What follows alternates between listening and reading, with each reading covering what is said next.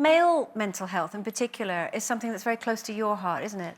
Yeah, it is. Yeah, I suffered with depression from the age of 23 to around 31. There was various things going on in my life when I was 23, and that's why I ended up going to the doctors. Yeah. Now, the first thing the doctor did at 23 was to give me a prescription for antidepressants. There was no option to... He didn't say, do you want to go talk to someone? Do you want to talking therapy? Anything like that. It was straight away... antidepressants, there you go.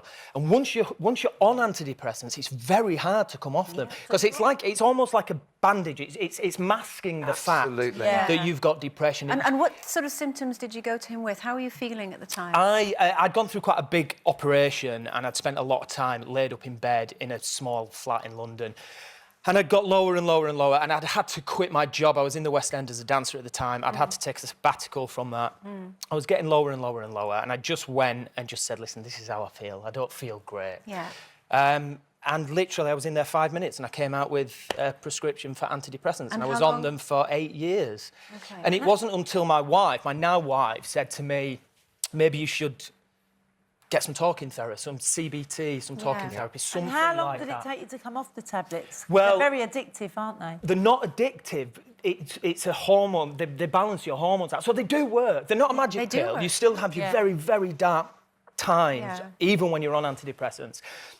So you've got to come off them very, very gradually. If you came off them straight away, there's some really, really nasty side effects. It's interesting because you and I were actually on the same we were on the same tablets. Yeah. Obviously, I was on antidepressants for very different reasons. I had postnatal depression. Yeah. And I think women, naturally, we talk about our feelings more, we open up about depression. But men, I think in particular, and hearing the sad story of Zoe's boyfriend, tend to keep things closed and don't like to share. Do you think it's a sign of they think it's a sign of weakness? Yeah, I do. And that period of my life, that 8 years, I mean, I had some amazing things happen. I met my now wife. We had a baby.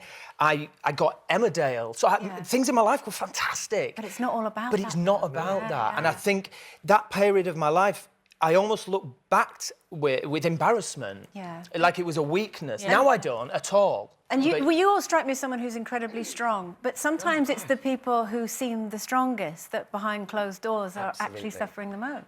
And you know, I think a lot of the strength comes from going through a lot of adversity. You know, you do build up a thicker layer, but you know, as a gay man, you know, you go through a hell of a lot of turmoil. You know, certainly you live a lie for a large, you know, portion of your life before you come out.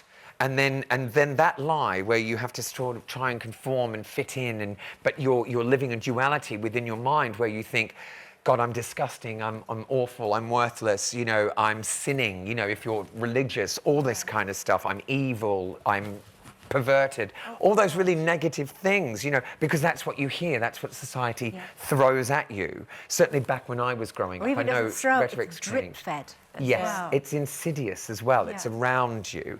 And then you make that brave decision to finally come out. And in that, you risk losing loved ones, losing people that you love, that you feel secure with. Did you lose people? Some I did. You did, Yeah, some you people... didn't your mum, because your mum was lovely, wasn't she? My mum was great. Your mum said it was a relief. She thought you were on drugs. Yeah, because when I sat her down, I was so nervous, and you know, I was shaking, and I was sweaty and all that, and she was like, and I was acting strange. I was disappearing on the weekends because I had a boyfriend, and you know, I was lying to her, and everybody was covering, and you know, it's just awful. So you end up with very low self-esteem, and your own self-image is compromised. But also, if you're a loving son, you're hating yourself because you're behaving in this way towards a mother who does nothing but love you. Yeah. So that's not going to help your mental situation as well, isn't it? And it conditions you in a very, very unhealthy way, you know, because you're seeing yourself very toxic. So it takes